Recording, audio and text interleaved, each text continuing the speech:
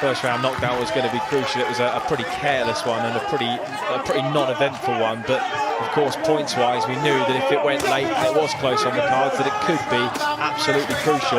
And if we're seeing it the same way that you are, Paul, then it's going to be crucial that Joseph Parker puts a little bit of distance between himself and Chisora in these next 3 minutes. It's Chisora that gets the eye-catching first blow of the last round in. One of those right hands over the top, and he's found another one as well. Again, the advice he was getting in the corner was you gave that last round away, and I felt like he did give the last round away. Maybe he was trying to conserve his energy for this big last round now. Crucial round in this fight. Yeah, for all the good work that we've seen from Parker in the second half of this fight, the early knockdown, those good early rounds, those effective early rounds from Chisora. I'm with you, Paul. This is way too close to call with any great confidence.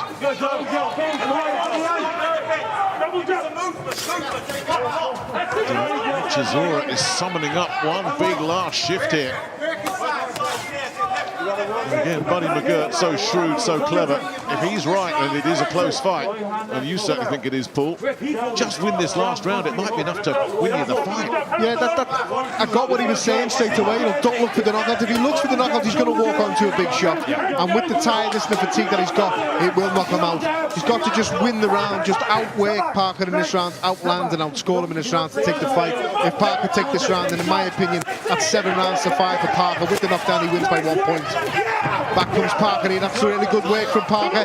Chisora needs to weather the storm to take the round. Parker really needs to put his foot on the gas now. Yeah, we're coming down to the final minute of this one. Now Parker's going for the big finish. He needs a strong minute. He needs a strong minute, Joseph Parker. I agree. And he's got him in big trouble here. Chisora, in the final minute of this one, was rocked.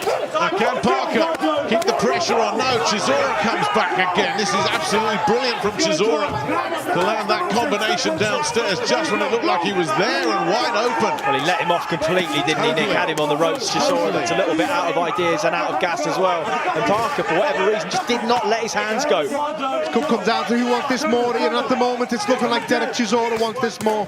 Parker could have finished the show there, in my opinion. He could have put his foot on the gas and worked a little bit harder to get Chisora out today. Absolutely. He looks out on his feet at the moment with the tiredness that he's showing.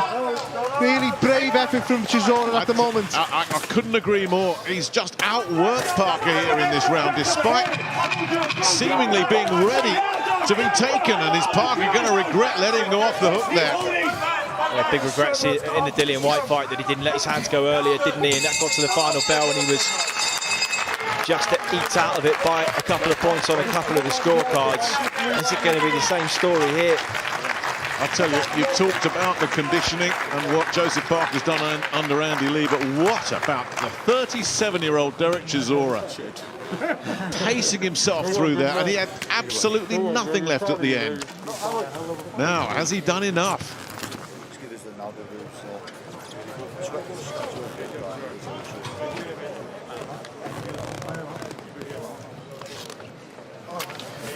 I've got a 6 rounds apiece, and the knockdown is taking it for Derek Chisora for me. And I think it definitely was a tale of two halves, a fight of two halves.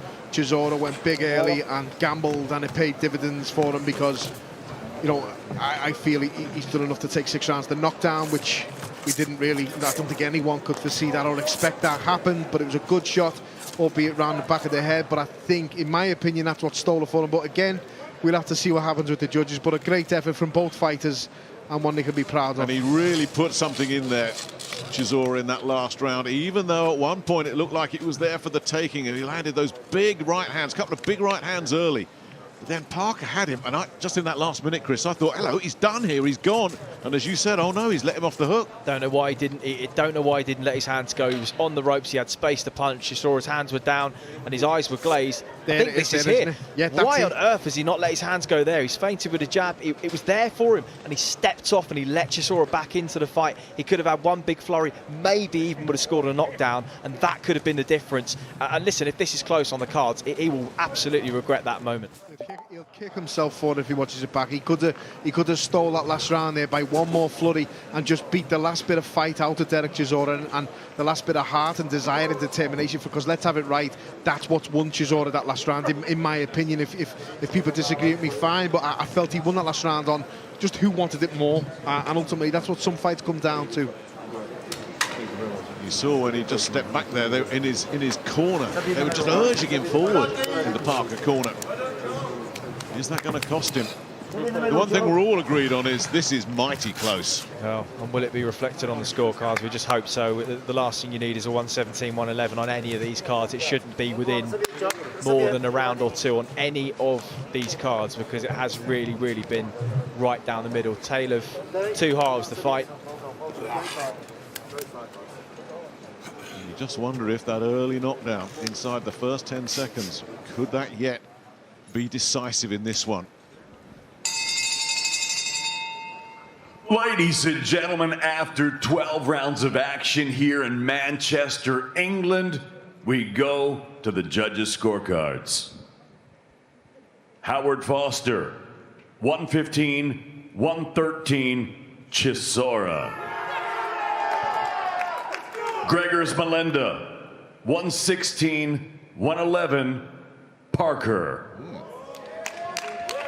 And Andrew Bell scored this contest 115 to 113 for your winner by split decision and the new WBO Intercontinental Heavyweight Champion, Lupe Soliana. Oh, Parker's got it on a split decision. Derek Chisora done on a split decision again. How many times has that happened in his career? My goodness me, it was close. It's a split, and Joseph Parker gets away with this one.